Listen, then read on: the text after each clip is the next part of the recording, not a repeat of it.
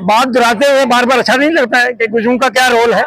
जम्मू कश्मीर में गुजरों का 47 से लेकर इस वक्त तक गुजरों का फौज के साथ, आर्मी के साथ, आईबी के साथ, मिलिट्री सिक्योरिटी के साथ इस देश के लिए गुजरों ने कुर्बानियां दी। हमें इस बात को दोहराना अच्छा भी नहीं लगता है, क्योंकि देशभक्ति होना, देशभक्त होना किसी पे आसान नहीं है। लेकिन हम ये कहते हैं ना कि अगर गुजर बकरवाल नोमैडिक्स हैं, कोई इनका एक अच्छा खासा तबका लैंडलेस है, तो इनको बसाया जाए।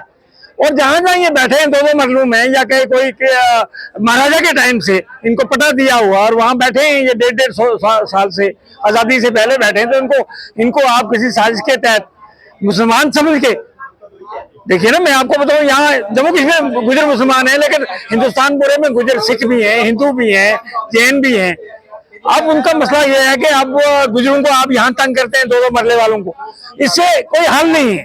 आप इनको बचाइए, इनकी कॉलोनी रेगुलराइज कीजिए। और वो लोग जो बड़े बड़े माफिया हैं, तो हजारों कनाल जमीनें बेच चुके हैं, कुछ इन लोगों को बेच चुके हैं। और मैं ये कहता हूँ ना कि कोई गुजरों में से कोई माफिया, लैंड माफिया है, तो उसको गिरफ्तार करो। अगर गुजरों में से कोई चिट्टे का कारोबार करता है उसको लेकिन उसके एक आदमी के किसी गलत होने से पूरी कम्युनिटी को आप सजा नहीं दे सकते हैं।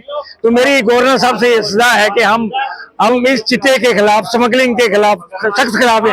और आप इंक्वायरी करवा लीजिए कि सेशन कोर्ट में कितने केसेस हैं, कितने लोग गुजर इन्वॉल्व हैं। अगर कोई गुजर इन्वॉल्व है तो हम उसके लिए कभी नहीं बोलेंगे। तो मेरा कहने का मतलब यह है कि अगर गुजर जहां बैठे हैं, महाराजा के टाइम से बैठे हैं, 47 से पहले बैठे हैं, उनको ना छेड़ा जाए, उनको तंग ना किया जाए, उनको हरास ना किया जाए। और अगर कोई गुजर लैंड माफिया है, अगर कोई स्मगलर है, उसको शरेआम फांसी दी जाए। हम बिल्कुल उसका साथ नहीं देते हैं।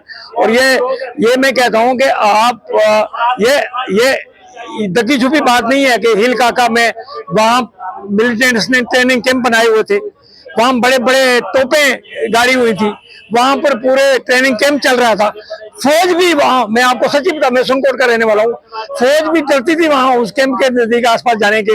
वहां गुजरों ने मिलकर वो ऑपरेशन सर्वनाश किया, आप भूल चुके हैं। और एक फजल ताहिर साहब था, उसको बेचारे को आपने वीडीसी में, वहां 40 बंदे वीडीसी में आपने भर्ती किए हुए हैं, उनको कोई तनख्वाह नहीं है, उनको कोई पैसा नहीं है, उनको कुछ बेचारों को आज तक नहीं दिया आपने। तो गुजर मांगते क्या है आपसे? गुजर तो ये नहीं मांगते हमें IAS IPS बनाओ।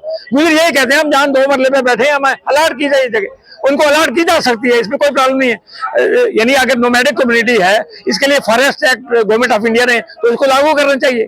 तो फॉरेस्ट एक्ट अगर लागू करेंगे आप, तो बहुत सारी ऐसी प्रॉब्लम खुद बहुत ही खत्म हो जाएंगी। Thank you very much.